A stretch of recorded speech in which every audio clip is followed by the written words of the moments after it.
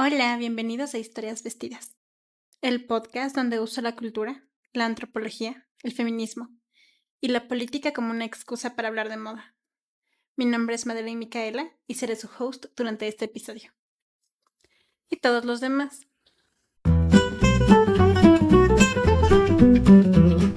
Sé que he estado algo perdida en este tiempo, pero vivo en Ecuador y la coyuntura nacional simplemente no ayuda mucho a los pequeños. Y bueno, si no lo sabes, hace ya algunos meses Ecuador atraviesa una crisis energética bastante grave, debido a una serie de factores ambientales, económicos y, debo decirlo, también políticos. Pero para darles un breve resumen sobre cómo están las cosas, las hidroeléctricas en el país están en sequía. No ha llovido. Y a eso se suma la falta de mantenimiento de, bueno, las hidroeléctricas que pues ya existen, ¿no? En el país.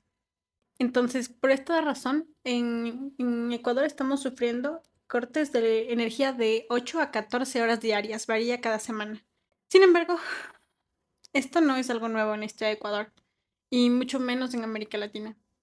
Y en las pocas horas que dispongo libres, con energía y con señal, porque, la señal tampoco es buena, entonces consumo el contenido que me gusta, que me interesa y que me aporta. Y claramente es sobre moda. Y en mi interminable scroll de todo lo que me arroja el algoritmo, se me planteó una pregunta en la mente.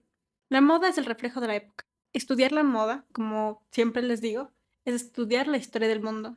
Y se me hace muy triste que cuando el mundo estudie la historia de Ecuador en 2024, la moda ecuatoriana no tenga nada relevante que decir.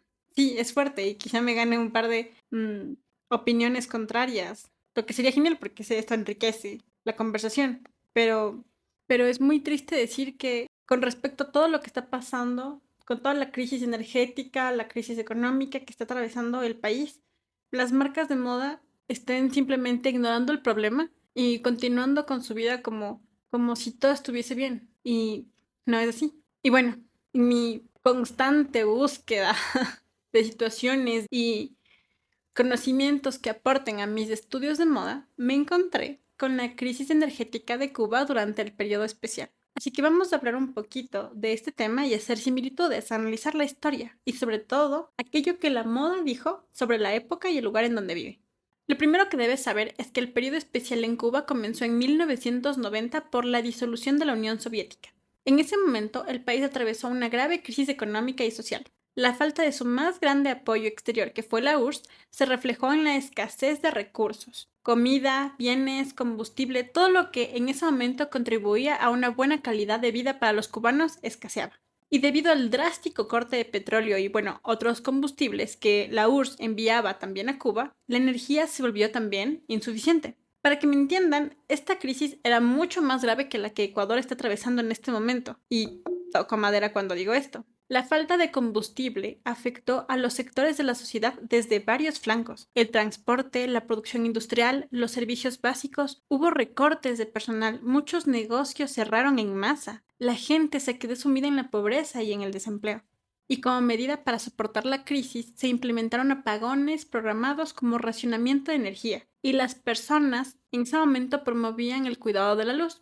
Mientras todo esto ocurría en esa sociedad, las personas aún así seguían vistiéndose para afrontar la vida, como lo manda nuestra naturaleza latinoamericana y, bueno, la naturaleza humana. La crisis de recursos, por supuesto, también afectó a la moda en Cuba. Durante el periodo especial, las marcas de moda internacional desaparecieron. Desaparecieron por completo del mercado. Porque, como todos saben, Cuba atravesaba y atraviesa un bloqueo estadounidense que, ugh, bueno, que digamos regula lo que entra y lo que no a la isla. Entonces, en ese momento, chao. Ninguna marca de moda internacional pudo entrar a Cuba con la crisis y el bloqueo. Es así que en lugar de seguir las tendencias internacionales, porque obviamente no llegaban, las personas en Cuba afrontaron la necesidad de vestirse con creatividad. Y por supuesto que esto es digno de estudiarse. Así que aquí viene nuestro chisme fashion.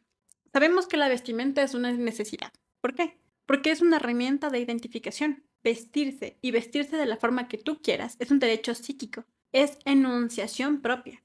Y a pesar de la falta de marcas de ropas tradicionales, la moda en Cuba durante el periodo especial brotaba en ciertos espacios y figuras clave que influenciaron el espíritu y la vestimenta de la época. Y una de las herramientas clave para estos chismes fashion que les traigo hoy son los medios cubanos. Revistas como Opina, Muchacha y Somos Jóvenes fueron y son un poderoso referente en la conversación sobre estilo y moda en contextos de escasez. Estas revistas, en sus publicaciones sobre moda, no promovían marcas, no podían. En su lugar, tenían otra forma de abordar temas de moda y estilo. Ofrecían consejos sobre cómo reutilizar y rediseñar las prendas que ya tenían las personas. A través de esa característica jerga cubana, las revistas empezaron a construir una marca ideológica que reflejaba la identidad y la enunciación de las personas en medio de la crisis. En lugar de promover tendencias del exterior, estas revistas se enfocaban en temas prácticos y creativos sobre lo que las personas podían hacer con lo que ya tenían. Por ejemplo, consejos de reciclaje y reutilización de prendas. En Muchacha, Opina y Somos Jóvenes existían secciones con ideas de reciclar y reutilizar prendas que las personas ya tenían en su closet.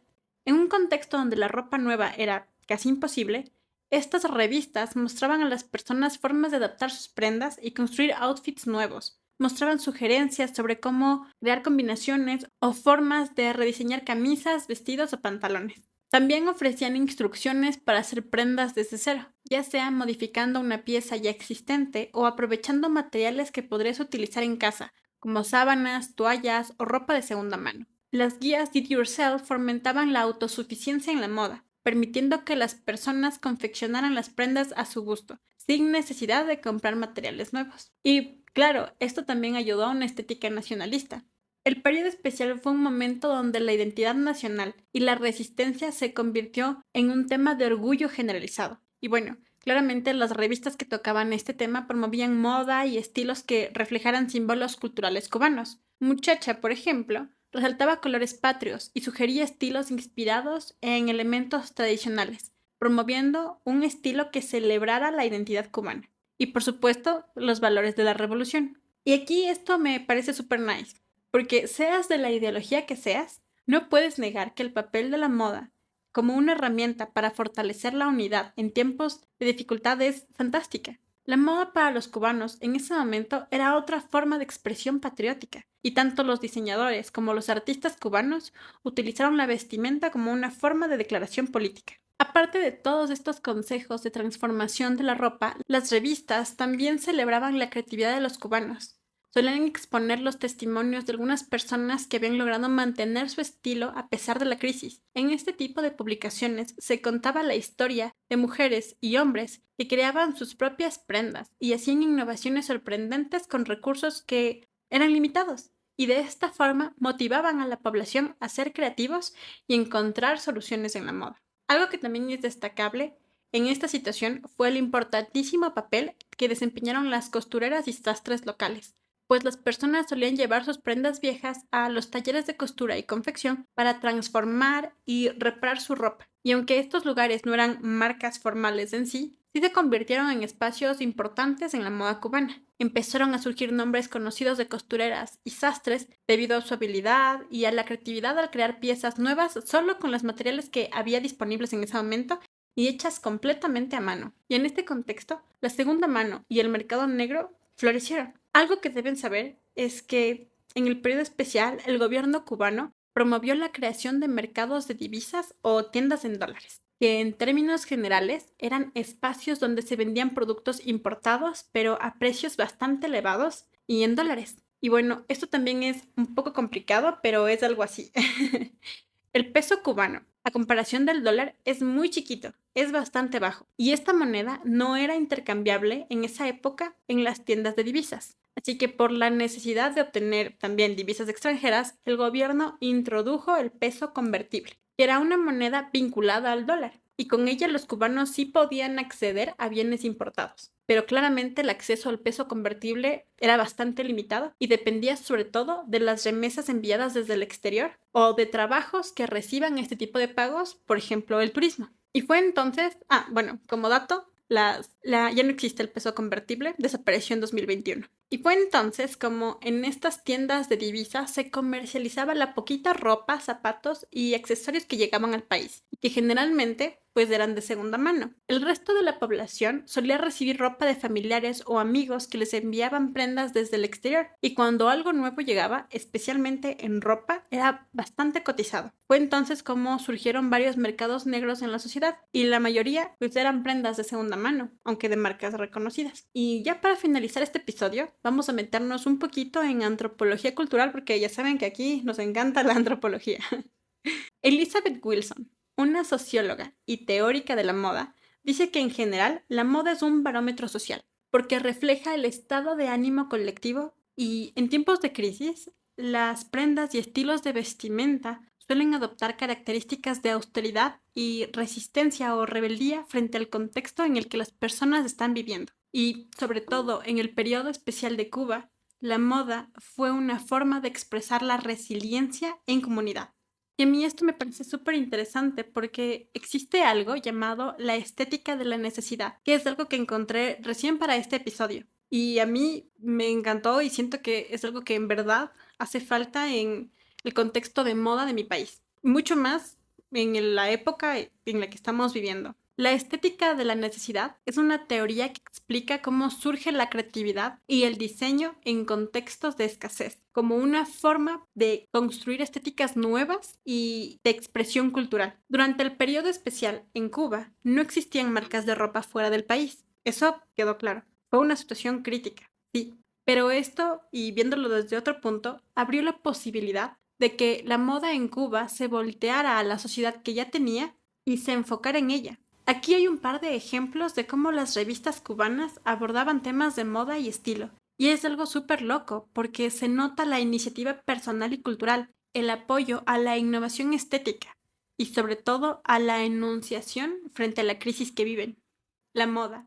El fashion generalmente está cubierto de esplendor. Nos llama, nos atrae, lo entiendo, me ha pasado. Pero la moda también es el reflejo de la sociedad y no siempre depende de la abundancia de recursos. Y en tiempos de crisis, como el de este episodio, la creatividad fue la orden del día para encontrar soluciones estéticas y prácticas. Yo me quedo bastante enganchada a dos conceptos, la moda en tiempos de crisis y la estética de la necesidad, porque demuestran que la estética es valiosa, es importante, que surge en cada escenario donde los humanos habitan. Y a pesar de la escasez y las dificultades que se presentan en una sociedad, la creatividad y la resistencia son elementos que siempre van a estar presentes.